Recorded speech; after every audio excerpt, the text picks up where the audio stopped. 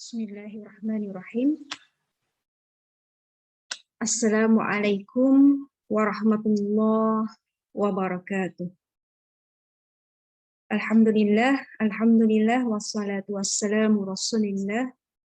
Asyhadu an la ilaha illallah wahdahu la syarika lah. Wa asyhadu anna Muhammadan abduhu wa rasuluh la nabiyya ba'dah. Rabbi israh li sadri wa yassir li amri wahlul 'uqdatam min lisani yafqahu qawli. Amma ba'd.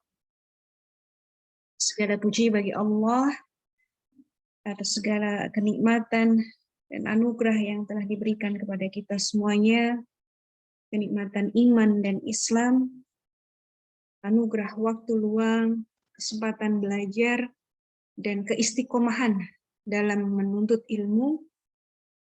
Dan pada hari ini Allah mempertemukan kita kembali untuk melanjutkan pembahasan kita tentang Sirah Nabawiyah yang sudah masuk pada pembahasan Perang Ahzab atau Perang Khandaq. Salawat dan salam kita sanjungkan kepada Nabi Muhammad SAW. Kita senantiasa berdoa dan berharap memohon kepada Allah Subhanahu Wa Taala agar kelak kita mendapatkan syafaat beliau di yaumil akhir dan kita dapat berjumpa dengan beliau. Kita dapat menemui orang yang paling kita cintai, yaitu baginda Nabi Muhammad SAW. Beliau teladan dan uswah bagi kita semuanya dalam setiap sendi kehidupan, dalam setiap persoalan dalam hidup, yang menjadi inspirasi dan motivasi bagi kita semuanya, bahkan yang menjadi solusi di setiap masalah yang kita hadapi. Baik, ummahat yang Allah rahmati, pada hari ini untuk bahasan saya khususkan terkait dengan Khandaq.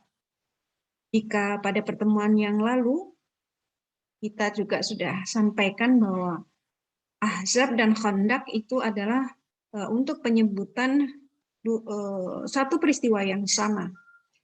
Ahzab disebutkan lebih fokus atau sudut pandang dari tantangan luar, eksternal, sedangkan Khandaq ini adalah strategi pertahanan yang digunakan oleh Rasulullah Muhammad SAW dan para sahabat untuk menghadapi ancaman serangan dari pasukan Ahzab itu.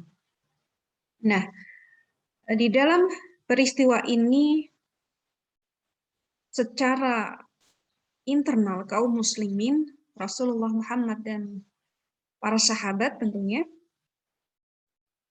seputar strategi peperangan yang kemudian digunakan untuk menghadapi pasukan musuh, Rasulullah Muhammad SAW, meski beliau ini adalah seorang nabi dan rasul, akan tetapi sunnatullah, sebab-sebab secara empiris ataupun realistis beliau upayakan, termasuk di situ ada musyawarah.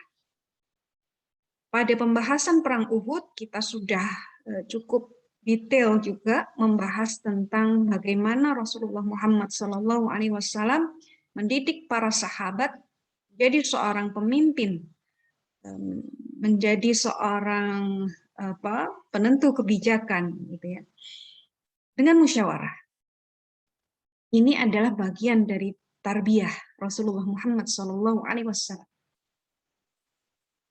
Sehingga di setiap kesempatan, di setiap persoalan, di setiap apapun yang dihadapi oleh kaum muslimin, Rasulullah Muhammad SAW senantiasa mengajarkan, mencontohkan, ya, bagaimana harus menghadapi setiap masalah tersebut dengan berbagai strategi, dengan melihat apa tantangannya, apa kelemahannya, apa yang menjadi kekuatan, apa yang menjadi peluang.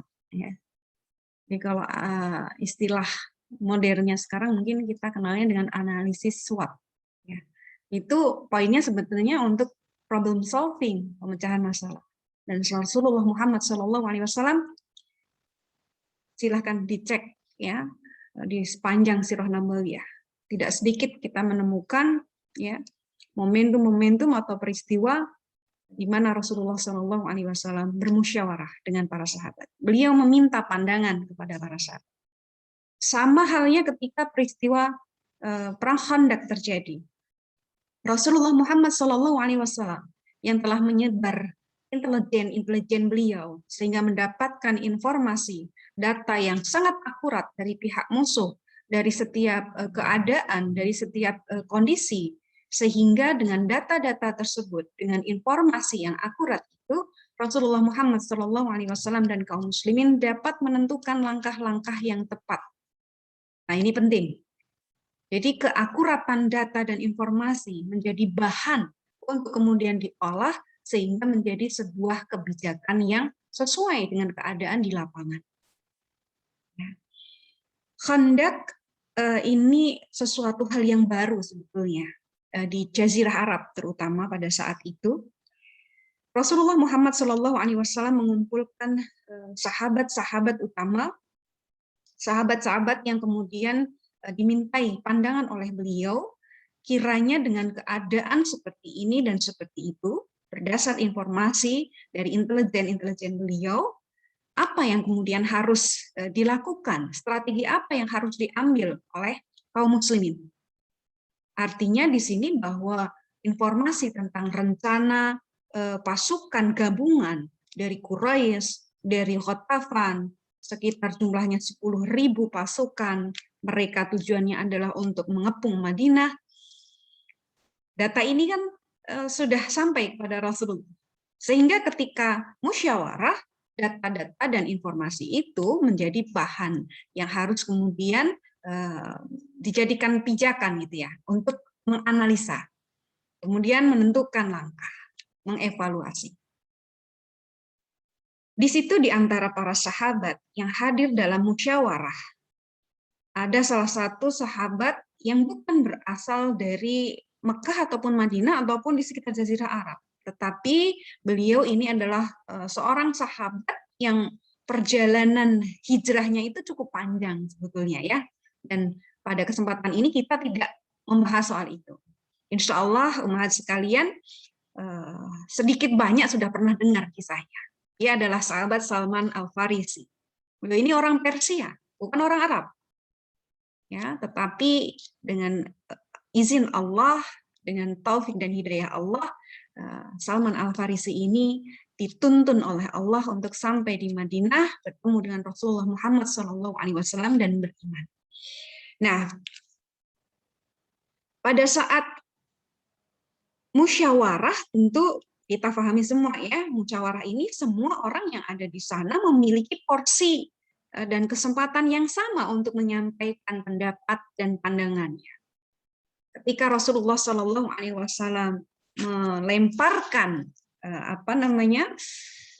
isu tersebut, permasalahan tersebut, maka para sahabat tentu berpendapat dan berpandangan, termasuk Salman yang mengutarakan pendapatnya bahwa di negerinya, di Persia, ketika mereka ini mendapatkan serangan dari musuh, maka yang dilakukan oleh mereka adalah melakukan pertahanan.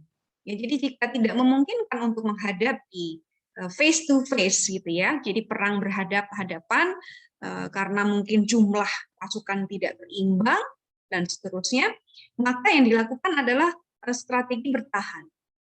Apa itu? Nah, di negeri Persia, strategi bertahan yang dilakukan adalah dengan diantaranya adalah satu, membangun benteng. Mereka memang punya benteng-benteng. Seperti yang kita lihat bagaimana orang-orang Yahudi itu di perkampungan mereka itu kan sudah dibuat benteng-benteng. Jadi dari awal mereka memang sudah mengantisipasi adanya ancaman atau serangan dari luar. Dan mereka ya tidak memiliki kepercayaan diri mungkin ya sebetulnya. Jadi mereka lebih suka untuk kemudian bertahan di dalam perkampungan mereka. Mereka berlindung ya dari serangan musuh-musuh dengan benteng. Tetapi ini di Persia digunakan sebagai sebuah strategi pertahanan. Kedua adalah dengan menggali parit. Apa yang kita kenal dengan Khandaq itu. Dari pendapat Salman Al-Farisi, kemudian melihat bagaimana ancaman yang kemudian akan dihadapi oleh kaum muslimin, bagaimana kemudian kondisi situasi Madinah, dilihat apa kelemahannya, bagaimana kemudian peluang untuk melakukan strategi ini. Nah, dihitung, dianalisa, kemudian dipikirkan dengan sangat matang. Rasulullah Muhammad SAW sangat setuju dengan pendapat dari Salman Al-Farisi. Kalau kemudian strategi yang diambil adalah pertahanan, strategi pertahanan. Kemarin kita melihat peta kekuatan. Kaum muslimin berapa kemarin? Pasukan 3.000. Ahzab 10.000. Jelas sangat jauh tidak berimbang pada saat itu, dan mereka sasarannya adalah Madinah. Sehingga strategi bertahanlah yang kemudian dipilih. Itu pertama. Kemudian yang kedua, caranya bertahan bagaimana? Apakah akan membangun benteng atau menggali parit?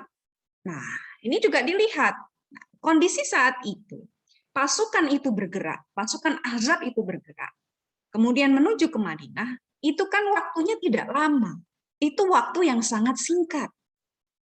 Sehingga ketika itu kalau kemudian memutuskan membangun benteng sebagai pertahanan, jelas itu sesuatu yang tidak realistis. Karena membangun benteng itu juga tidak sebentar, butuh waktu lama, membutuhkan berbagai macam bahan atau material.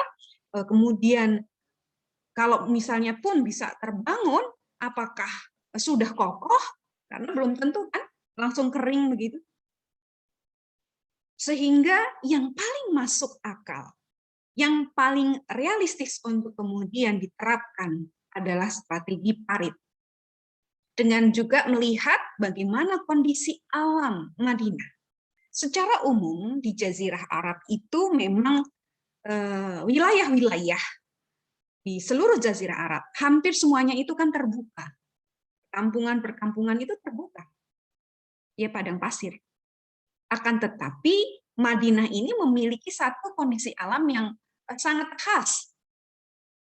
Di seluruh bagiannya, hampir seluruh bagiannya, ya kecuali di bagian utara nih. Kanan kirinya, berarti ini kalau saya lihat baca kanan kiri maksudnya barat dan timurnya, itu dikelilingi oleh perbukitan dan batu-batu yang terjal. Taroh, ya, batu hitam panas itu sangat sulit sekali untuk melakukan satu mobilisasi pasukan dalam jumlah besar melewati Harroh, melewati pegunungan perbukitan itu. Barat dan sebelah mana? Timurnya. Kemudian pada saat itu di bagian selatan ini juga dipenuhi dengan sangat lebatnya ya pohon-pohon kurma, perkebunan kurma masyarakat Madinah. Jadi sangat tidak mungkin untuk kemudian pasukan ini akan masuk melalui arah barat, timur, ataupun selatan. Mereka akan masuk lewat utara. Meski Mekah itu di selatannya Madinah, tapi ketika mereka akan masuk ke Madinah, mereka akan lewat utara. Uhud itu juga di utara Madinah. Sehingga mereka akan mutar gitu. Jadi lewatin Madinah dulu, baru masuk lewat utara. Nanti kita perlihatkan petanya. Nah, secara singkatnya, usulan dari Salman Al-Farisi ini kemudian disetujui di dalam musyawarah itu. Sehingga kita bisa lihat di sini bahwa gagasan Khandaq atau parit yang disampaikan oleh Salman Al-Farisi yang diadopsi dari negeri Persia ini menjadi satu solusi untuk upaya strategi bertahan kaum muslimin, dan juga dengan melihat menganalisa bagaimana peluang-peluang atau kemungkinan-kemungkinan yang bisa dilakukan kaum muslimin.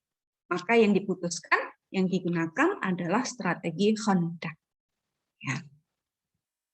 Ini ya petanya kurang lebihnya. Silahkan yang membawa atau sudah membuka buku Ar-Rahiqul Maktum, bisa dilihat peta di situ, mungkin lebih jelas ya, dan berbahasa Indonesia tentunya.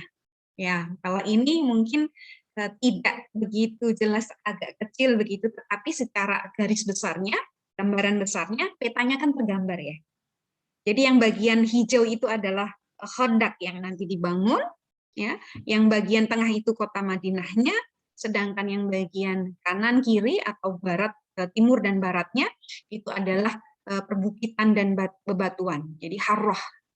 Kemudian bagian selatan ini juga dipenuhi dengan perkebunan kurma. Sedangkan pasukan Ahzab itu yang bisa dilihat di dalam peta itu yang warna merah-merah, yang satu kelompok-kelompok itu ada 3 kotak-kotak itu. Kebayang ya? Jadi ini situasinya. Maka Khandaq atau strategi parit ini menjadi satu pilihan yang sangat menguntungkan bagi kaum muslimin. Tinggal kemudian di situ ada tantangannya. Pada saat itu adalah musim dingin.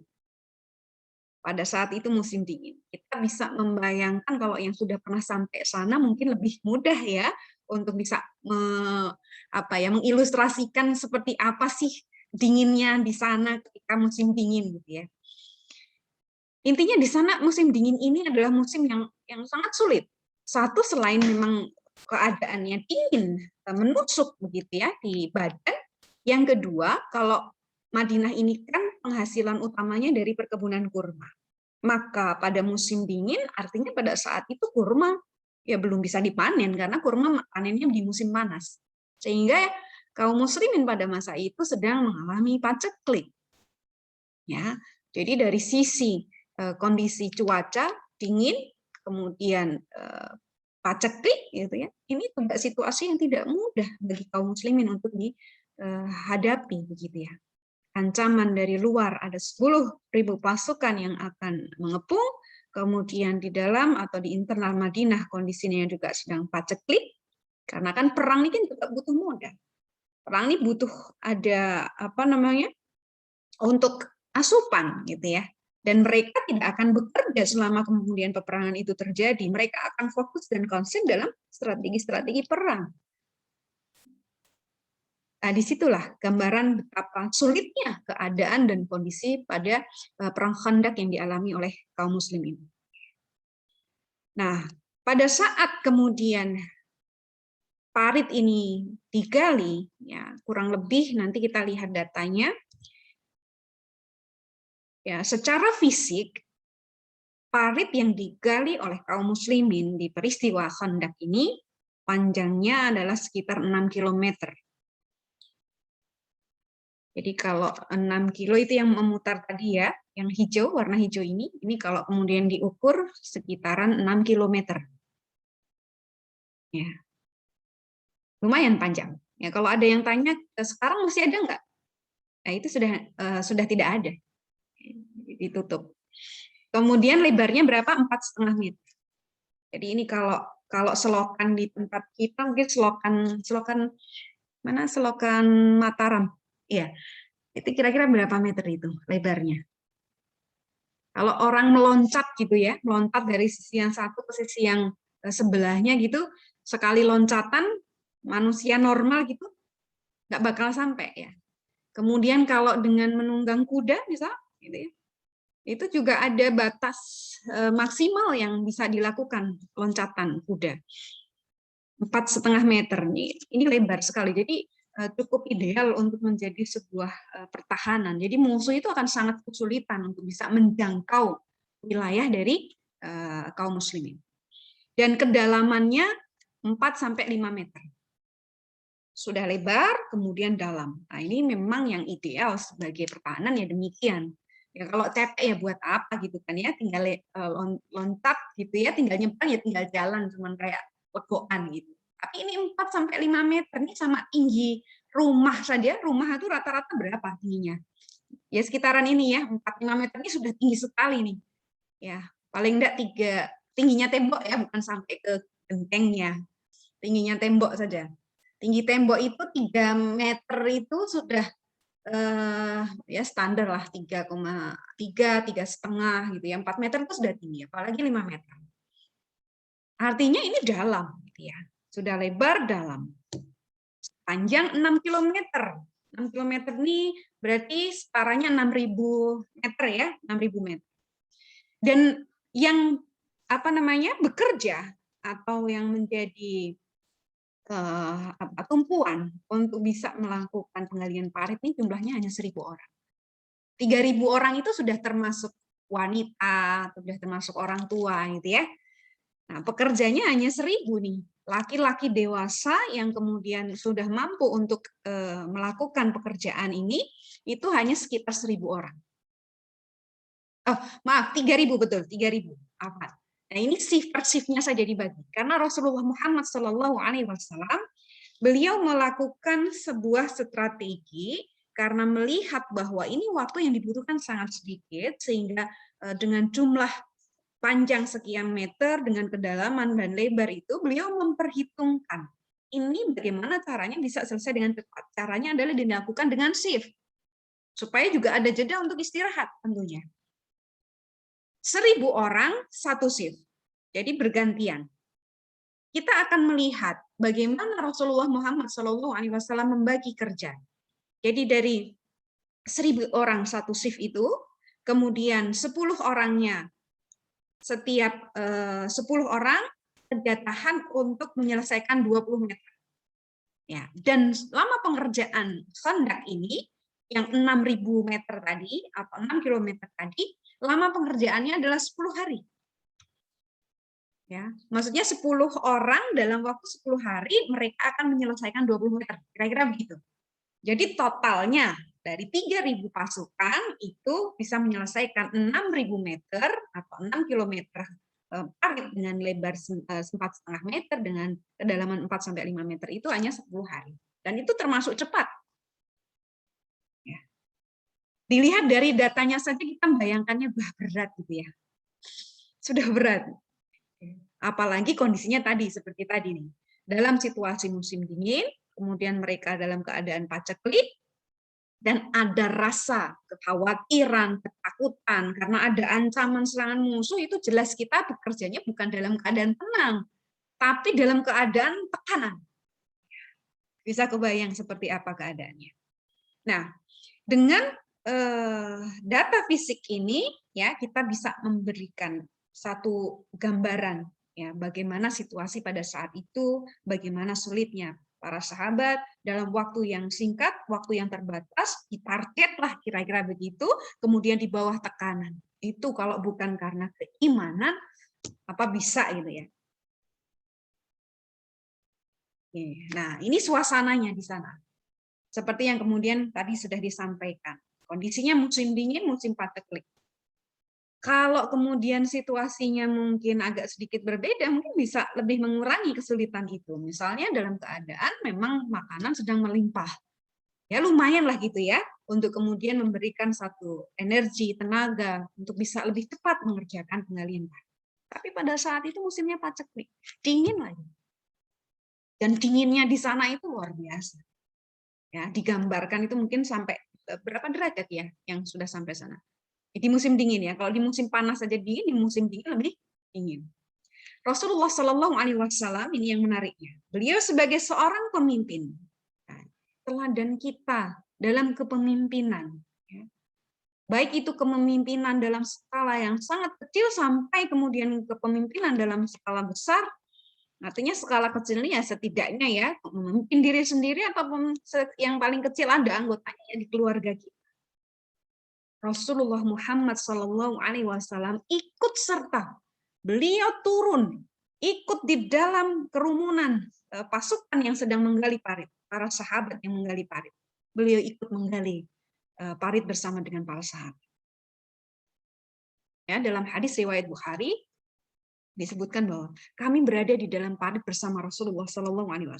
Sebagian kami menggali, sementara yang lain mengangkut panah ya di atas pundak. Dan ini juga dilakukan oleh Rasulullah Muhammad SAW.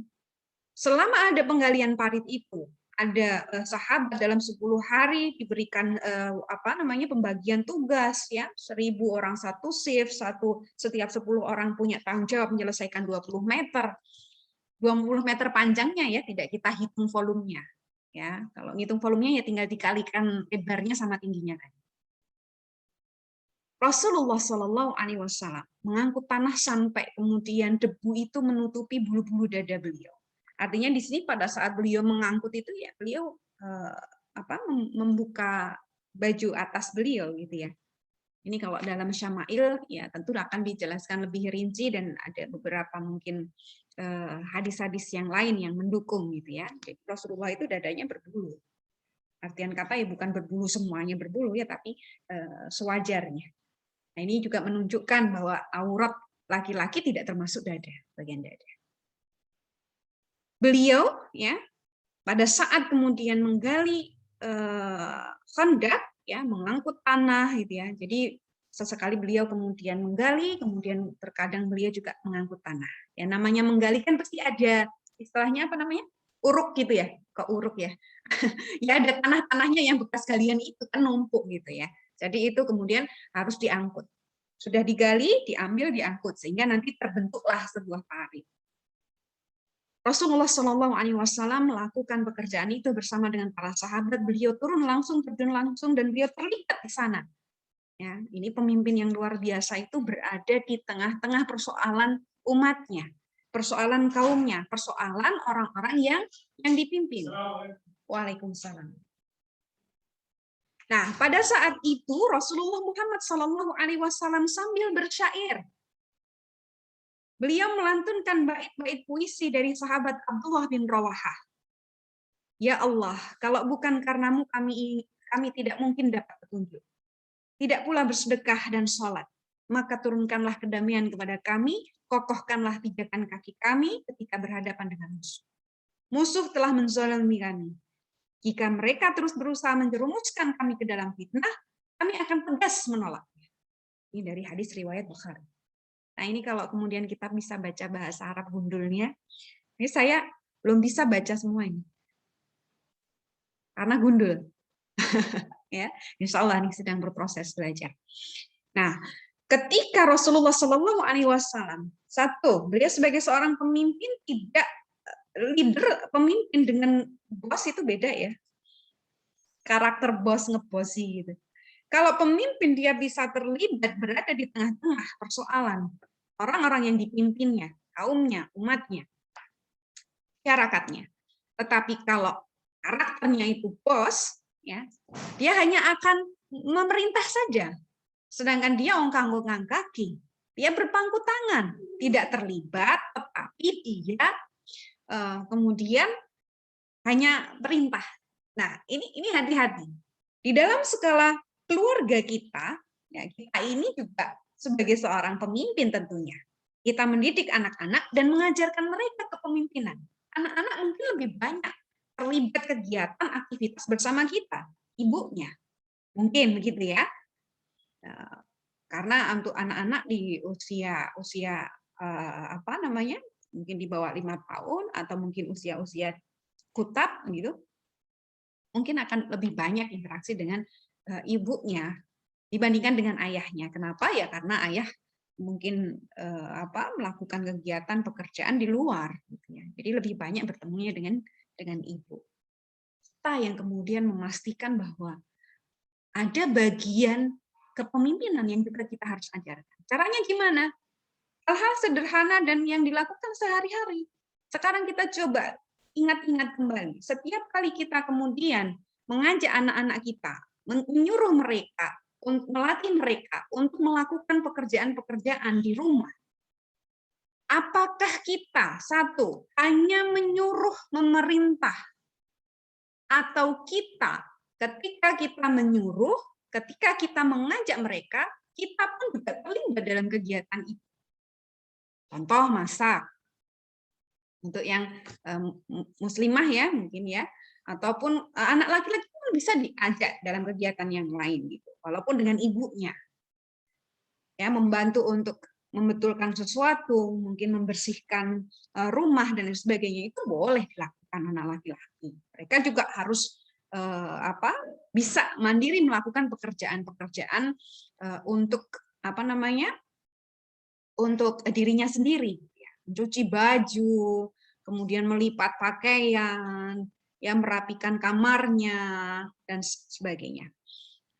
Apakah kita hanya menyuruh dan memerintah kemudian kita ongkang-ongkang kaki, atau kemudian kita hanya rebahan saja sambil scrolling media sosial, atau kita tidak melakukan apapun? tapi kita hanya menyuruh. Kita hanya memerintah. Kak, tolong ini, Kak, ini misalnya. Ini kan sebetulnya kita sedang mengajarkan kepemimpinan. Caranya enggak gitu. Rasulullah Muhammad SAW yang beliau lakukan adalah terjun langsung bersama dengan para sahabat, dengan masyarakat. Kita pun demikian. Sebetulnya anak ini bisa melakukan sendiri gitu ya. Memang dilakukan sendiri, tapi di situ kita juga membersamai dengan melakukan pekerjaan yang lain mungkin, tapi sama-sama bekerja sehingga anak mengetahui bahwa ibunya ini bukan hanya tukang suruh, tapi ibunya ini memang perlu untuk dibantu mengerjakan bersama-sama, kemudian mungkin memberi contoh caranya begini, ibunya melakukan yang lainnya, anaknya kemudian mengikuti pekerjaan ibunya, dan seterusnya. Bisa dipahami ya kondisi seperti itu. Saya kira ini sangat dekat sekali dengan kehidupan kita sehari-hari. Ada loh, saya juga melihat gitu ya, memotret. Ada yang model bos gitu ya, menganggap bahwa tuntutan ya, anak ini dituntut untuk berbakti pada orang tua. Ya, anak dituntut berbakti pada orang tua, jadi ya anak harus mau melakukan apa yang disuruh orang tua, sedangkan orang tuanya tidak menempatkan dirinya gitu ya. Hanya menuntut mereka melakukan ini dan itu, apa yang disuruh diselesaikan, sedangkan dirinya hanya ongkang-ongkang kaki, anaknya ini sudah bisa jalan, sudah bisa, maksudnya jalan itu melakukan pekerjaannya sudah bisa, tinggal dilakukan, tinggal disuruh, tinggal diingatkan, sedangkan ibunya hanya berdiam diri. Itu tidak benar. Kecuali memang keadaannya ibunya sedang repot melakukan pekerjaan lain, kemudian meminta tolong, baru bisa. Tapi ketika anak itu akan memotret dan melihat sikap ibunya, ibu ini perintah hanya karena malas, apa karena memang ingin mendidik, ingin mengajarkan. Ini anak-anak yang bisa melihat itu. Tapi di sini kita mengambil sebuah konsep dari Rasulullah Muhammad SAW. Rasulullah bukan seperti bos. Beliau seorang pemimpin yang terjun dan terlibat di tengah-tengah persoalan masyarakat. Ini ya, inspirasi untuk kita. Seperti apa lagi potret keadaan di Khandaq? Rasulullah SAW di lain waktu, ya masih di dalam peristiwa Khandaq. Beliau bergegas menuju Khandaq, kemudian di pagi yang sangat dingin, beliau ini memandang para sahabat, Muhajirin dan Ansor. Maksudnya di sini para sahabat ini menggali Khandaq kan di tempat yang agak rendah, begitu ya. Kemudian saat itu Rasulullah SAW berada di tempat yang lebih tinggi dan melihat dari atas para sahabat Muhajirin dan Ansor yang sudah mulai untuk menggali parit. Mereka juga tidak punya budak yang dapat membantu. Artinya kalau punya budak berarti kan setidaknya lebih meringankan pekerjaan mereka. Tapi mereka ini turun langsung. Ya, siapapun kaum muslimin yang memang sudah qualified sebagai pasukan, ya mampu untuk melakukan pekerjaan itu, tidak sakit, tidak ada uzur yang lainnya, mereka akan lakukan. Dan mereka melakukan sendiri, tidak mengirim utusan budaknya gitu, tidak. Dan melihat bagaimana kondisi mereka di masa situasi yang sangat dingin, kemudian masa paceklik, membuat mereka ini begitu kelelahan luar biasa dan dililit lapar. Rasulullah Muhammad SAW melihat para sahabat ini. Beliau berdoa, ya Allah, sesungguhnya kehidupan yang hakiki ini adalah kehidupan akhirat. Beliau melihat para sahabat begitu kepayahan untuk bisa mempertahankan din mereka, agama mereka, keimanan mereka di dunia. Mereka sangat luar biasa kelelahan, bahkan mereka bekerja pada saat perut lapar. Tetapi kehidupan yang hakiki, kehidupan akhir yang bahagia itu adalah kehidupan di akhirat. Maka Rasulullah SAW memohonkan ampunan kepada Allah untuk segenap Ansor dan mereka yang hijrah. Ansor dan Muhajirin. Artinya apa? Memohonkan ampunan agar kemudian mereka masuk surganya Allah. Sahabat yang mendengar itu, kalimat yang dilantunkan oleh Nabi Muhammad SAW, Dengan begitu semangatnya mereka menyahut, kamilah orang-orang yang telah berbaiat, berjanji setia kepada Muhammad SAW, bahwa kami akan terus berjihad selama hayat kami. Masya Allah. Jadi Rasulullah Muhammad SAW membangkitkan kekuatan internal sahabat dalam keadaan tertekan dengan segala kondisi yang serba terbatas itu. Rasulullah sebagai pemimpin memberikan semangat dengan turut serta bersama para sahabat, sehingga para sahabat juga semangatnya Rasul saja, beliau turun. Beliau mau untuk menggali parit dan juga mengangkat tanah. Kenapa kita tidak? Kenapa kita kemudian bermalas-malasan? Jadi tidak hanya sekedar ada pemimpin yang kemudian hanya merintah-merintah saja. Tidak begitu. Jadi rasanya tuh sama. Bahkan ketika yang lainnya lapar, Rasulullah Muhammad SAW lebih lapar di antara mereka. Ini ya. Jadi bagaimana keberadaan pemimpin dan sikapnya pemimpin inilah yang akan membuat seperti apa pula sikap dan sifatnya masyarakat yang dipimpinnya. Masya Allah. Ini contoh yang luar biasa. Ya. Kemudian Rasulullah Muhammad SAW di situasi yang lain. Ya. Ketika itu Jabir bin Abdullah ini mendengar ada suara, mungkin apakah ini suara perut yang kosong karena lapar atau suara batu yang yang diganjal di perut, diikat ya. Paruh batu, kemudian beberapa batu-batu gitu, kemudian ditali, diikat dengan kain. Supaya apa? Ya supaya menahan rasa lapar itu. Tidak dipegangi dengan tangan, tetapi dililit dengan kain yang di situ ada batu-batu. Jabir bin Abdullah ini pengantin baru ceritanya. Dia merasa sangat sedih gitu ya melihat keadaan Rasulullah SAW. Beliau kemudian Jabir bin Abdullah ini pulang, minta izin kepada Rasulullah untuk pulang sebentar. Ya, sebetulnya ingin ngecek di rumah ini masih punya makanan apa begitu ya. Ingin mengundang Rasulullah supaya beliau bisa makan di tempatnya. Karena dilihat Rasulullah SAW selama 3 hari tidak makan sama sekali. Sebenarnya tidak hanya Rasulullah, para sahabat juga, tetapi Rasulullah SAW ya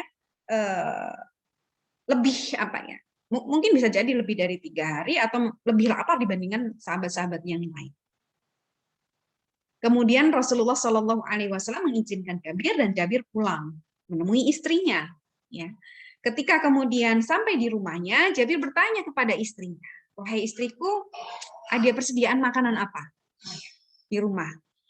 Ternyata tinggal ada 1 kantung gandum sama 1 ekor anak kambing. Ya sudah, kalau begitu disembelih dan dimasak, disiapkan. Maka Jabir kemudian mempersiapkan itu dengan istrinya. Nah, ketika itu Jabir kemudian ya ingin mengajak Rasulullah SAW untuk makan di rumahnya. Nah, dia ngomong sama istrinya. Lalu istrinya cuma berpesan kepada Jabir, "Wahai suamiku, nanti kalau mengajak Rasulullah SAW makan ke sini, sampaikan pesan kepada beliau, ajaklah 2 atau 3 orang saja." Ya, karena Rasulullah ini biasa makannya bersama-sama, jadi makan dengan banyak orang, tapi ini tidak cukup gitu ya. Jumlah makanannya tidak cukup. Maka kemudian pesan istrinya ya supaya jangan mempermalukan aku, makanannya sedikit, pengundangnya banyak, nanti kan nggak cukup gitu ya, kasihan. Maka kemudian Jabir pun segera berangkat menuju ke Khandaq untuk bertemu dengan Rasulullah Muhammad SAW dan mengundang beliau untuk makan di rumahnya. "Wahai Rasulullah, istriku sudah menyiapkan beberapa makanan begitu dan mengundang engkau untuk bisa makan di rumah kami. Ajaklah 2 atau 3 orang sahabat yang lainnya."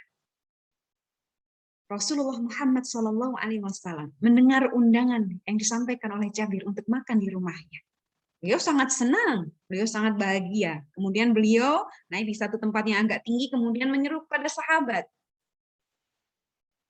"Wahai kaum muslimin, wahai para sahabat yang sedang menggali parit, kita diundang untuk makan di rumahnya Jabir."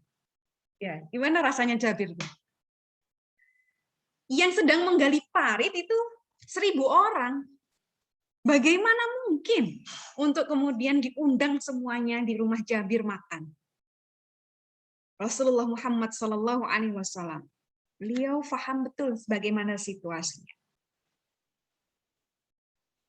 Kalau kita ini mikirnya pakai ukuran akal manusia, nggak akan sampai. Tapi ini ada kekhususan bagi Nabi Shallallahu Alaihi Wasallam. Beliau kemudian mengatakan kepada Jabir, wahai Jabir, ya pulanglah, jangan kau sentuh makanan itu sebelum aku datang. Maka kemudian Jabir segera pulang, lalu kemudian ketemu dengan istrinya, gimana, mana Rasulullah, itu ya, istrinya nanya. Cuma sama 2-3 orang saja kan, gitu ya, memastikan gitu. Jabir kemudian cerita apa yang dilakukan Rasulullah Muhammad SAW, bahwa Rasulullah juga mengajak seluruh sahabat, gitu. Bukan hanya 2-3 orang, mungkin ditambah 5-10, tidak, semuanya. Maka istrinya kan shock gitu ya. Tapi Rasulullah SAW berpesan untuk tidak kemudian menyentuh makanan itu sebelum, atau menurunkan makanan itu sebelum beliau datang. Sehingga kemudian ketika Rasulullah datang, ya, yang kemudian mengambilkan makanan itu adalah Rasulullah Muhammad SAW. Rasulullah memerintahkan para sahabat agar makan, 10 orang masuk, nanti selesai sampai kenyang keluar, 10 orang masuk sampai kenyang keluar, seperti itu seterusnya sampai semuanya makan. Masya Allah. Jadi hanya dari 1 kantung gandum dengan 1 ekor anak kambing tempe tempat kita. Itu dapat daging berapa kilo sih? Dan jangan dibayangkan ya, model makannya daging orang Arab di masa itu, bahkan mungkin sekarang, dengan sekarang porsinya seperti apa. Kalau kita mungkin bisa jadi 1 cempe itu bisa buat makan sekeluarga, sehari habis nggak? Ya, sehari, 2 hari, 3 hari, mungkin hanya untuk lauk gitu ya. Kalau di sana kan enggak. Artinya makannya itu porsinya kan besar, makanya nggak mungkin cukup. Yang diundang hanya 2-3 orang saja. Ini 1000. 10 orang masuk makan kenyang. Keluar, ganti lagi. 10 orang makan kenyang. Dan ketika semua sahabat sudah makan, tinggal Rasulullah SAW, Jabir dan istrinya dan keluarganya, itu masih sisa. Baru kemudian diambilkan oleh Rasulullah SAW untuk Jabir dan keluarganya, dan Rasulullah baru makan terakhir. Lihat, kalau soal yang tidak enak, Rasulullah itu mengedepankan para sahabat, sehingga beliau yang paling merasakan lapar, beliau yang paling akhir makan. Beliau paling lapar, tapi yang paling akhir makan. Intinya di sini kita bisa melihat bagaimana sikap dan sosok kepemimpinan seorang Rasulullah Muhammad SAW. Ya seperti ini. Ya kalau kita di rumah mungkin bisa begitu ya, karena punya hubungan darah dengan anak-anak kita. Ya sudah, nggak apa-apa, gitu ya. Kamu aja nak yang makan, ibunya nahan lapar nih. Padahal juga sedang lapar, sedang pengen, tapi adanya cuma itu ya untuk anak-anak. Diutamakan anak-anak, gitu ya. Itu memang ini juga sebagai bagian dari kepemimpinan.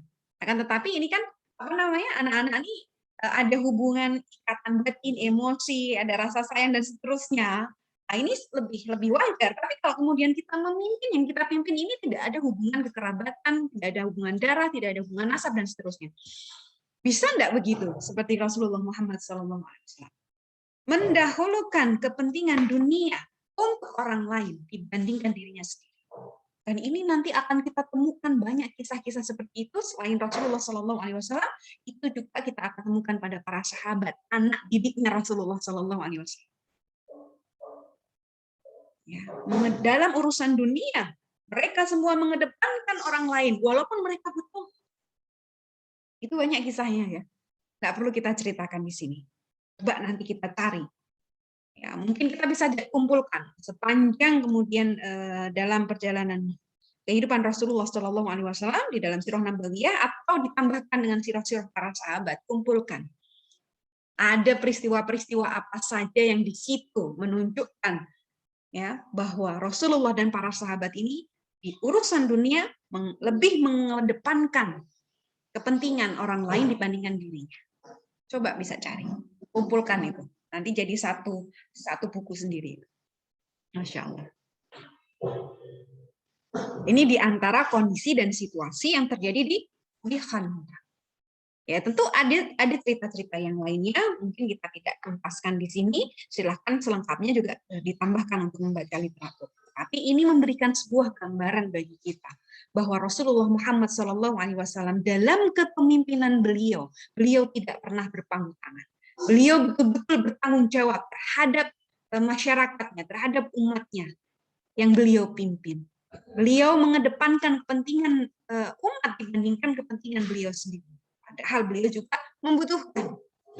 Beliau kemudian memberikan semangat. Nah, ini juga menjadi satu nilai yang luar biasa bahwa ternyata kerja bersama-sama itu ya, ada semangatnya sendiri. Gotong royong ya, mungkin kalau di tempat kita istilahnya, atau kerjasama. Nah, itu lebih memudahkan untuk mengerjakan sesuatu dibandingkan ya ngerjainnya sendirian. Itu jelas. Tapi bedakan antara kerjasama dengan kerja bersama-sama. Kalau kerja sama ini adalah sesuatu kesatuan ya untuk melakukan suatu pekerjaan dengan tujuan yang sama untuk arahnya itu ya, outputnya itu adalah menyelesaikan satu tujuan yang sama. Tapi kalau kerja bersama-sama ya cuma semuanya kerja tapi ngapain-ngapain aja itu sesuatu yang terpisah gitu. Dan bukan seperti itu. Ya, melibatkan diri di dalam pekerjaan, aktivitas yang juga dilakukan masyarakatnya, atau persoalan yang sedang dihadapi mereka. Kemudian, selain kebersamaan, Rasulullah juga membuat satu strategi bagaimana kemudian supaya bisa berjalan efektif dan efisien. Dibuatlah adanya shift, dibagi pekerjaannya, ditarget, ya. Itu lebih mudah terukur, sehingga ini memberikan gambaran ke kita bahwa kalau ada pekerjaan besar, coba kita breakdown, kita turunkan, kita jadikan lebih kecil supaya kita lebih mudah untuk mengerjakannya, lebih mudah untuk mengukurnya, dan semangat. Satu pekerjaan kecil selesai, akan semangat mengerjakan berikutnya. Ya, tapi kalau sudah melihat wah pekerjaannya besar, berat gitu ya, panggil temen gitu ya, mau mulainya tuh dia sudah aras-arasan, mau mulainya saja sudah males gitu ya. Ya cuma kemudian dipikir kok enggak dikerjakan. Tapi cara untuk kemudian menyelesaikan pekerjaan besar, baik itu di bawah tekanan maupun tidak, baik dalam keterbatasan waktu atau tidak, akan lebih mudah untuk kemudian di breakdown, dibagi.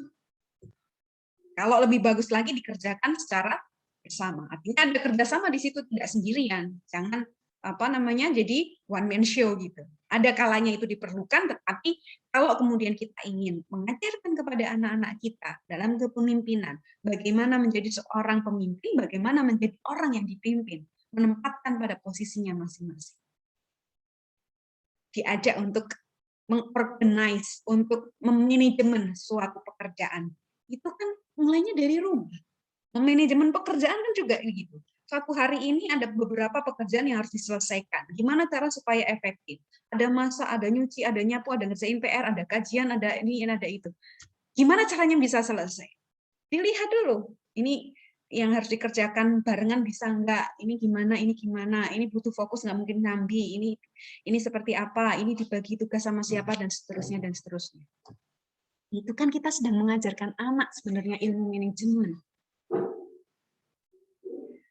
Sederhana saja. Nah, dan itu akan membentuk kebiasaan sehingga anak nanti ketika dewasa, ketika mereka membutuhkan yang seperti itu, mereka harus mengorganize, memanajemen diri mereka, aktivitas mereka, pekerjaan mereka. Mereka sudah terbiasa, terkontrol, terukur. Dari situ loh perannya kita sebagai ibu gitu ya di rumah. Saya anggap di rumah itu cuma tanda petik, nah, ngomong itu ya cuma jagain supaya nggak nangis, nggak rewel, kan nggak gitu. Ya, kalau cuma nggak nangis nggak rewel gampang, kasih aja handphone, main game, YouTube, TV, apalagi, ya kan? Tapi bukan itu, bukan sekedar itu. Baik, nah mungkin itu yang bisa kita sampaikan dari seputar Khandaq ya, dari sisi internal bahwa Rasulullah Muhammad SAW melakukan penguatan di dalam artinya internal dari kaum muslimin para sahabat, memfokuskan dengan apa yang dimungkinkan untuk bisa dilakukan dengan strategi-strategi yang realistis. Ya, kemudian Rasulullah SAW membersamai para sahabat, ya, bahkan kemudian bersyair. Nah, ini tambahan juga. Jadi untuk memberikan semangat itu ya walaupun kerjasama kita sudah kerja bareng-bareng begitu, tapi kan jangan diem-dieman. Artinya di situ dibangun suatu situasi yang menyenangkan, yang memberikan semangat. Mungkin kalau kita pernah lihat ada kegiatan dulu mungkin ada apa namanya entah pramuka, PMR atau kegiatan-kegiatan apa yang membutuhkan ada kerjasama atau teamwork gitu ya. Kan kita sering ya diminta untuk bikin yel-yel gitu ya. Kemudian kita membuat satu apa namanya apa ya yel itu ya, atau mungkin satu slogan-slogan gitu ya yang bisa memberikan semangat. Nah kalau di masa itu ya di masa Rasulullah Shallallahu Alaihi Wasallam bersyair gitu ya, melantunkan syair atau kalimat-kalimat yang seperti itu kan memberikan satu motivasi. Jadi ada rasa kebersamaannya itu dapat gitu ya. Jadi secara emosi itu sudah tersentuh sekali. Kita pernah ya ikut kegiatan-kegiatan seperti itu yang kemudian ketika selesai acaranya kita tuh kayak kangen banget ingin apa kumpul-kumpul dengan teman-teman, bagaimana semangat kebersamaannya itu bisa solid ya dan lain sebagainya. Coba saja tanyakan anak-anak yang kemarin baru mabit. Ya, senang mereka diberikan kegiatan, mungkin nanti diajak untuk bagaimana bisa teamwork yang baik ya, ada kesamaan tujuan, merasakan satu bagian ya, satu kelompok, itu diantaranya. Ya, mungkin itu saja yang bisa saya sampaikan untuk kesempatan pertemuan hari ini. Insya Allah nanti di pertemuan yang akan datang kita akan tutup pembahasan dari perang Ahzab. Nanti kita akan melihat kunci kemenangan dari perang Khandaq ini. Ya, mohon maaf saya sebutnya kadang perang Ahzab, perang Khandaq gitu.